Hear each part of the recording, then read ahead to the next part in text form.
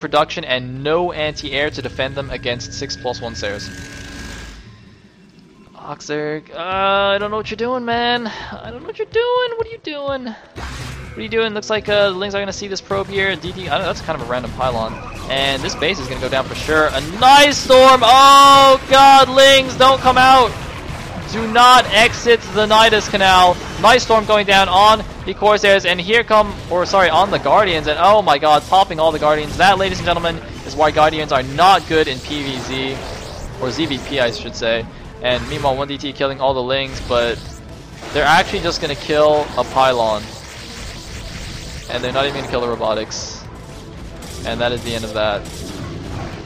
So OctZerg loses his 4th, he loses all his Guardians for nothing. And I don't know what he's gonna do now. Oh man, I mean, he was in such a good position. He got 4 bases off like no units.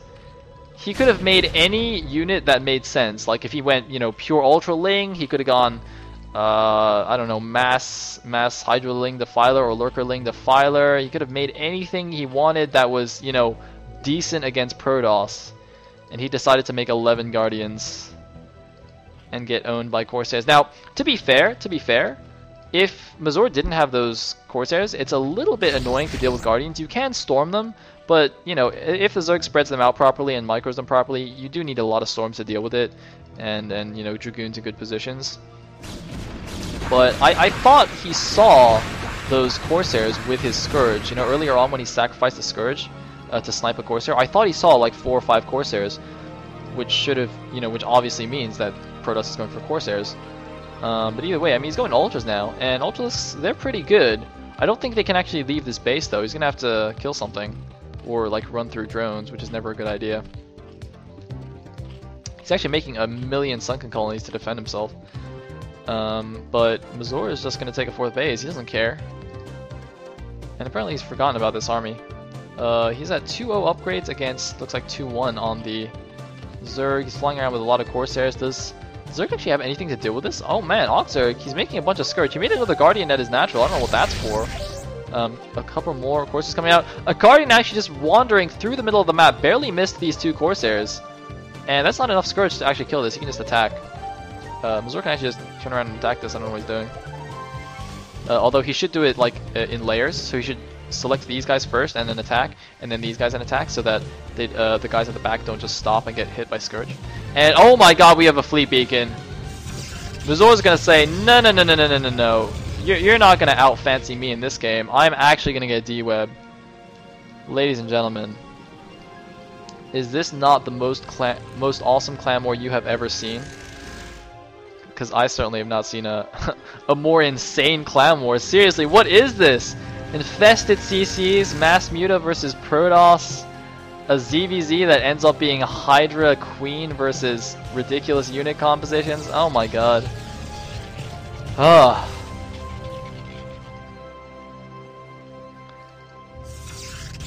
And well, looks like there's a lot of Ultraling on the map. They are 4-2 upgraded. Holy check, wait.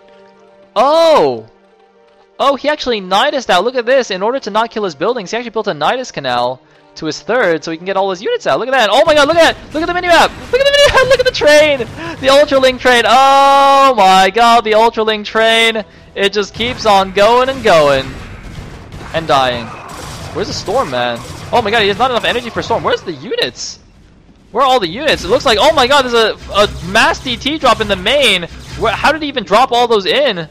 Double shuttle 8 DT drop in the main, and oh, Storm! So many Ultras going down. Oh my god, there's all these DTs, but there's no Overlords. The Ultras just headbutting DTs. It doesn't work, man. Oh my god, OctZerg getting completely murdered. OctZerg, there's DTs. You can't just attack. Where's the Overlords? Where's the Overlords? The Overlords are coming. They're coming. It's too late, though. He lost everything. The entire train has been annihilated. The Overlords, they're not even going in the right direction. Do they have any units? They have no units. It's an empty drop. It's the anti-drop. Oh my god, D-Web's going down. DT's killing everything. Oh god. Oh my god, they're just going home. They're a little bit sheepish. They're like, oh. Okay, we're leaving. I guess that didn't work. Well, I guess we're going home. And OctZerg actually just sacrificed, you know, infinity units. Mazur's now at 166 supply against 67 of OctZerg. OctZerg looks like he's gonna go take the mineral only. He's gonna lose every single overload. Oh my god! The fake drop gets annihilated. Apparently he doesn't have a spawning pool anymore. The Hive somehow survived the 8 DT drop. One lane gonna go discover that Mazur actually has more bases than him. And I mean, this game is pretty over. Is that +2? Looks like +2 arrow weapons is almost finished here. OctZerg has now got no overlords. He's got 64 out of 5 supply. Oh no, now he's got a couple of overlords, which will get hunted down at some point. Some links going in here, and ultras, a nice storm going down, another nice storm going down, and yep, that's gonna be that. Mass DT is gonna take out the Hive. Looks like I guess that drone that went out went to the top left, but it got taken out by the random group of units that's still there. A 23 Archon, or 23 kill Archon rather. And GG from OctZerg. So Mazur evens up the score 3-3. Ladies and gentlemen, we do have an ace match. Oh my goodness. What an awesome finals. Ace matches in both clan wars. After so many epic games, this could actually not have been a better series. Oh man, this is... I am so pumped. Now, okay, before we go into the game, I just want to say this. So, SAS NB, I'm pretty sure... Well, actually, wait, no. Ah, no, I know the players now. But I do want to say that I guessed right. First I'm going to do a commercial though, and then I'm going to tell you what I guessed right.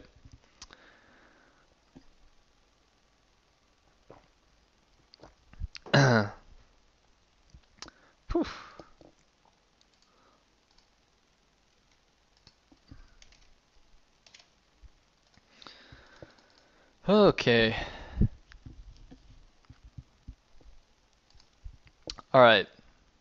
So, let me get the replay.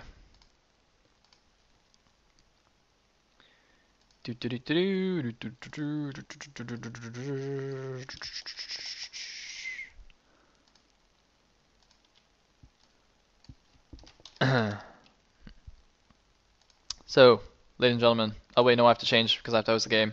But the final match, the ace match, is going to be none other than Wonder Kid Cole versus Zeke, the ISL finalist. I'm still not spoiling ISL 2 because it was only played yesterday. But of course, he's a finalist in the ISL 2. A very fearsome Hungarian Zerg. And I just want to say that I predicted this last week. Last week, I said the ace player for Zeke would, or sorry, the ace player for Zeke. The ace player for SAS Noobs would be Zeke. And the player that LRM would send to snipe him would be Cole. Cole's ZVZ is pretty good. But let's see if he can take on Zeke, who is also pretty good. I was actually thinking there might be some mind games, because think about this. So for SAS NB, right? Their obvious choice as an ace player is Zeke. So LRM would probably send Cole or probably some other Zerg. I mean, LRM's mostly got strong Zergs, so they'd probably send a Zerg to snipe him in ZVZ. So if I was Hooligan, like the manager of SAS NB, I might have actually just sent out Mazur again, like last week, assuming that LRM would send a Zerg and just try and snipe their Zerg with Mazur. But anyway, enough of those mind games. The players are set. It is Cole versus Zeke. Ladies and gentlemen, the final game of this